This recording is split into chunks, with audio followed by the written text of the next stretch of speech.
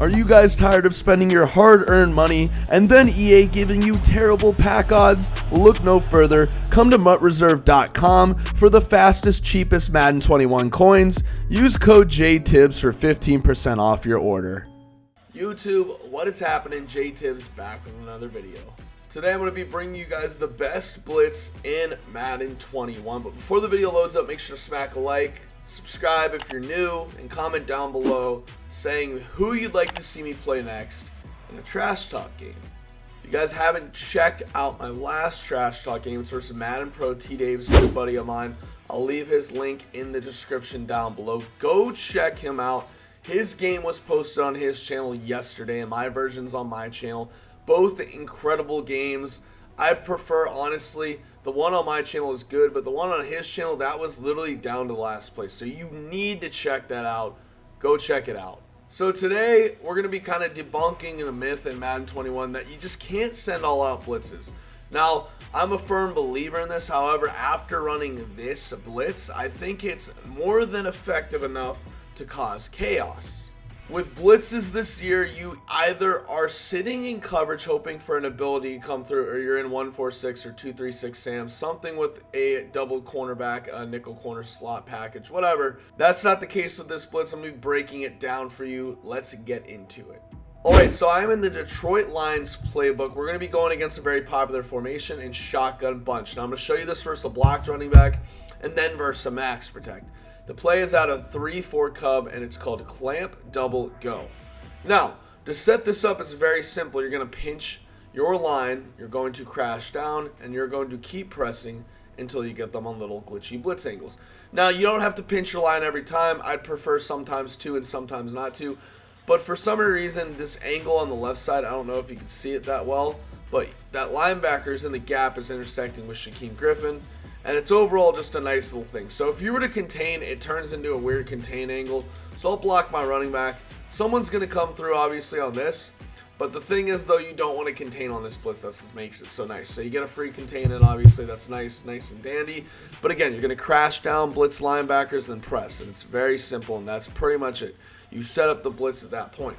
Now, again, we're going to block our running back, and we're not going to contain. And you're going to see right here, we are going to get a free rusher on the right side, which results, obviously, in a fumble for our guy. And we're going to go ahead and try and get down. I keep forgetting it's just double tap X instead of LT and X. But you guys kind of get the gist. You see the blitz. Let's go into instant replay and break down why that worked. So as you guys can see, we're stacking the box. We're loading the box. And as we snap the ball, you see that we're going to get that A gap on the left side. That's why the blitz angle is so glitchy. If they don't block a running back, we're going to get that A gap every time. Except the running back obviously has to step up and block him. Now obviously this frees up our outside rusher because, again, everyone's preoccupied except for the center because he doesn't know what to do. The left guard and the center are confused. Before you know it, Russ Wilson's trying to make a quick little flat route dump off. Doesn't have time to. We get the fumble return potentially for a touchdown. So I'll block my tight end here. We'll go ahead and block the tight end just to give you guys kind of an aspect and send the running back out on the route. Again, crash down, blitz all linebackers, and press. It's as simple as that.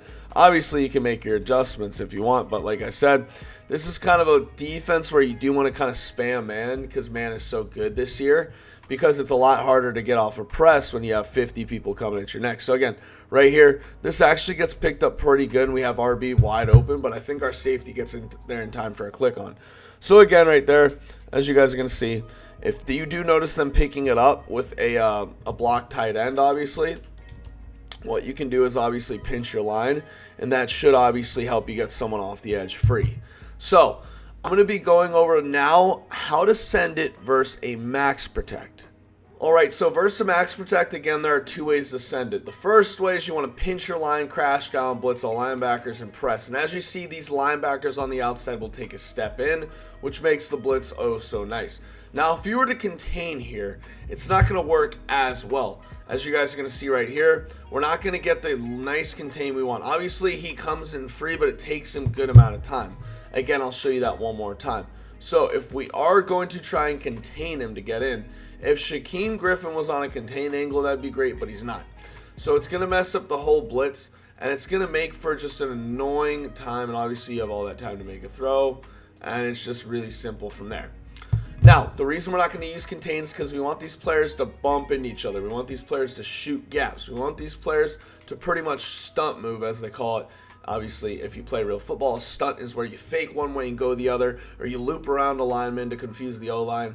It's something to where you want to confuse the O-line, and this is kind of how a stunt is going to work. You see these guys going in different directions.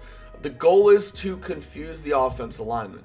So as you see, I'm going to max protect, and we're going to get some glitchy loops, obviously, overall. But if I try to step up in the pocket, I'm not able to. The pressure gets there pretty quickly.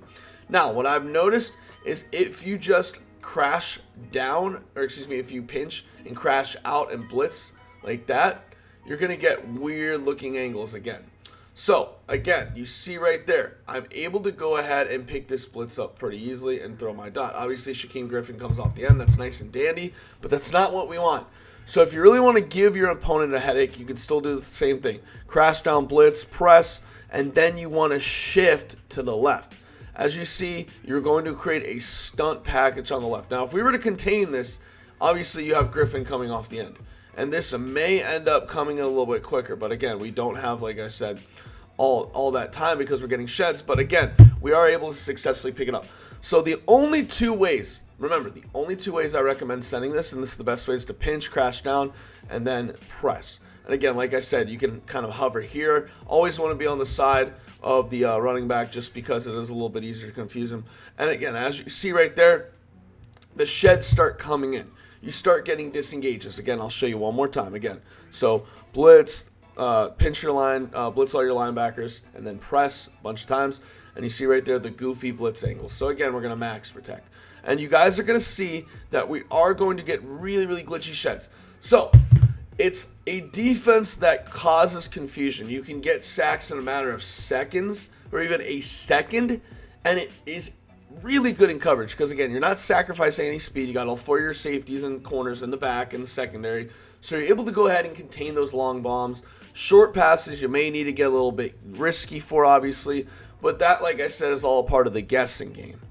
Alright guys, so that about wraps up today's video. I truly hope you enjoyed it. We got another game coming versus a pretty big YouTuber. It's going to be a lot of fun. You guys are going to hear us going back and forth. It's either going to be Mutt or Regs. I'm leaning a little bit towards Mutt, obviously, because you guys like seeing that a little bit more. However, let me know in the comments down below who you think I'm going to play, who my opponent is going to be that I beat the hell out of. Guys, that wraps it up for today's video. I hope you enjoyed. I'm signing off, and as always, peace.